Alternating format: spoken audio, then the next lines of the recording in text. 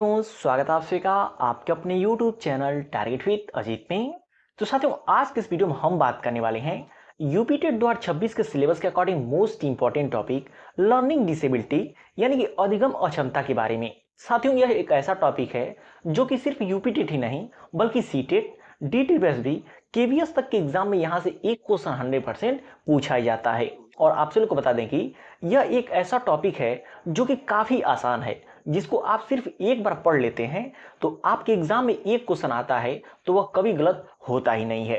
तो वीडियो को अंत तक जरूर देख लीजिएगा और चैनल पे नए हैं तो चैनल को सब्सक्राइब जरूर कर लीजिएगा। और साथियों, यदि आप यूपी टेट 2026 की तैयारी कर रहे हैं तो नीचे डिस्क्रिप्शन बॉक्स में सभी प्लेलिस्ट दिए गए हैं CDP के इंपॉर्टेंट टॉपिक की, जो आपके एग्जाम में पूछी जाएंगी। तो आइए देखते हैं लर्निंग डिसेबिलिटी किसे कहते हैं, यानी कि अधिगम अक्षमता किसे कहते हैं। देखिए, जब बच्चा सामान्य बुद्धि का होने के बावजूद पढ़ाई के किसी विशेष क्षेत्र में बार बार कठिनाई महसूस करता है तो इसे अधिगम अक्षमता यानी कि लर्निंग डिसेबिलिटी कहा जाता है। तो बात करें साथियों लर्निंग डिसेबिलिटी की, तो देखिए इसमें बालक जो कि मंद बुद्धि का नहीं होता है, बल्कि बालक जो होता है वो सामान्य बुद्धि का ही होता है, लेकिन उसके बावजूद भी उसके पढ़ाई में किसी विशेष क्षेत्र में, जैसे किसी विशेष क्षेत्र में बार बार कठिनाई महसूस करता है तो इसे क्या कहते हैं, अधिगम अक्षमता कहते हैं। तो आइए देखते हैं जहां पे बच्चा जो कि बार बार कठिनाई महसूस करता है। तो आइए देख लेते हैं लर्निंग डिसेबिलिटी के प्रकार के बारे में कि यह कितने प्रकार के होते हैं, जिसमें साथियों सबसे मोस्ट इंपॉर्टेंट आता है डिसलेक्सिया। और यह बार बार के एग्जाम में पूछा आता है और पिछली बार जो सीटेट का एग्जाम हुआ था उसमें ये तो कि हूबहू पूछा गया था। तो बात करें डिसलेक्सिया किसे कहते हैं, तो देखिए पठन विकार, पढ़ने में जो समस्या आती है उसे कहते हैं डिसलेक्सिया। इसमें बच्चे को पढ़ने में कठिनाई होती है। जैसे अगर लक्षण क्या क्या होता है डिसलेक्सिया की तो बात करें, जैसे अक्षरों को उल्टा पढ़ना, जैसे अगर बी लिखा हुआ है तो बच्चा उसको डी पढ़ लेता है, या फिर सा को वाज पढ़ना, शब्दों को पहचानने में कठिनाई आती है। तो शब्दों को पहचानने में कठिनाई आती है यानी कि पढ़ने में समस्या आती है तो वो हो जाता है डिसलेक्सिया। जैसे आप फिगर के माध्यम से भी इसको समझ सकते हैं। उसके बाद से दूसरे नंबर पे आता है डिसग्राफिया, और ये भी कई बार एग्जाम्स में पूछा चुका है। डिसग्राफिया की बात करें तो लिखने से संबंधित विकार होता है। और साथ ही बात करें ग्राफिया की, जैसे डिसग्राफिया और ग्राफिया की बात करें तो ग्राफ से रिलेटेड आ रहा है। और ग्राफ क्या है, कोई भी आप लाइन खींचते हैं तो वो जो कि ग्राफ बन जाता है। तो आप ऐसे इसको ट्रिक से याद कर सकते हैं कि डिसग्राफिया, ग्राफिया का मतलब जो कि इसका संबंध लिखने से, ग्राफ बनाने से है। तो इसका संबंध किससे है, लिखने की क्षमता से है। लक्षण की बात करें कि कौन कौन से लक्षण दिखाई देंगे तो आप कहेंगे कि बच्चे को डिसग्राफिया है। तो देखिए खराब हैंड राइटिंग, लिखते समय अक्षरों को छोड़ देना या लाइन से बाहर लिखना, अक्षरों का सही आकार न बना पाना, लिखते समय अधिक समय लगाना, ये सभी लक्षण यदि दिखाई देते हैं तो आप कहेंगे बच्चे को क्या है, बच्चे को डिसग्राफिया है। जैसे आप इस फिगर में देख सकते हैं कि बच्चा ने कैसा टेढ़ा मेढ़ा जो कि लिखा हुआ है, तो यह क्या है, डिसग्राफिया है। तो आई होप आप सभी को ये पॉइंट अच्छे से समझ आ गया होगा।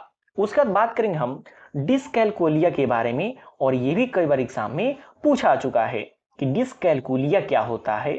तो गणना संबंधित जो भी विकार होती है बच्चों में उसे कहते हैं डिसकैलकुलिया। यदि इसको अच्छे से समझें तो यह गणित से संबंधित समस्या है। डिसकैलकुलिया क्या है, गणित से संबंधित समस्या है। जैसे अंकों को न पहचान पाना, जोड़ घटाव में गलती करना, समय या दिशा बताने में उलझन होना। जैसे आप बच्चे को यहाँ पे देख सकते हैं कि बच्चे को जो कि जोड़ घटाना में प्रॉब्लम है और उसको अक्षरों का ज्ञान नहीं हो पा रहा है कि कौन सा अक्षर है, जोड़ घटाव में गलती कर रहा है, समय और दिशा बताने में जो कि उसको उलझन होती है। तो ऐसा यदि लक्षण दिखाई देता है तो क्या कहेंगे, डिसकैलकुलिया की प्रॉब्लम है। उसके बाद आता है चौथे नंबर पे डिस्प्रैक्सिया। अब डिस्प्रैक्सिया क्या होती है, तो देखिए ये होता है समन्वय विकार होता है जो कि शारीरिक विकार से संबंधित होता है, जैसे मोटर स्किल से संबंधित होता है। बात करें इसके लक्षण कौन कौन से होते हैं, कि कौन कौन से लक्षण दिखाई देंगे तो आप समझ जाएंगे कि बच्चे को कौन सी प्रॉब्लम है, डिस्प्रैक्सिया। तो लक्षण क्या है? बटन बंद करने, पेंसिल पकड़ने या गेंद फेंकने जैसे कामों में तालमेल की कमी, इसे क्लस्मी चाइल्ड सिंड्रोम भी कहते हैं। तो आपको इसमें क्या क्या लक्षण दिखाई देंगे? जैसे बच्चा जो कि सही से गेंद फेंक नहीं पाएगा, उसे पकड़ नहीं पाएगा, पेंसिल को सही से पकड़ नहीं पाएगा। आप यहाँ पे देख सकते हैं कि बच्चा जो कि पेंसिल कैसे पकड़ा हुआ है। तो ये सभी लक्षण यदि दिखाई देते हैं तो बच्चे को क्या है? डिस्प्रैक्सिया हो गई है। क्या हो गया है? डिस्प्रैक्सिया हो गया है। उसके बाद बात करें, 5वें नंबर पे कई बार एग्जाम में पूछा चुका है अफेजिया या फिर डिस्फेजिया। वो क्या होता है? भाषा से संबंधित विकार होती है। और भाषा से संबंधित विकार होती है क्या होता है? इसमें बच्चे को अपने विचारों को बोलकर व्यक्त करने या दूसरों की बात समझने में कठिनाई होती है। उसे क्या कहते हैं? अफेजिया कहते हैं या फिर डिस्फेजिया कहा जाता है। आप यहाँ पे देख सकते हैं यह बच्चे का जो कि जीव जो कि डॉक्टर जांच कर रहा है कि बच्चे में क्या प्रॉब्लम है। उसका साथियों सबसे मोस्ट इंपॉर्टेंट और लास्ट पॉइंट आता है ADHD, जिसका फुल फॉर्म होता है attention defective hyper active disorder.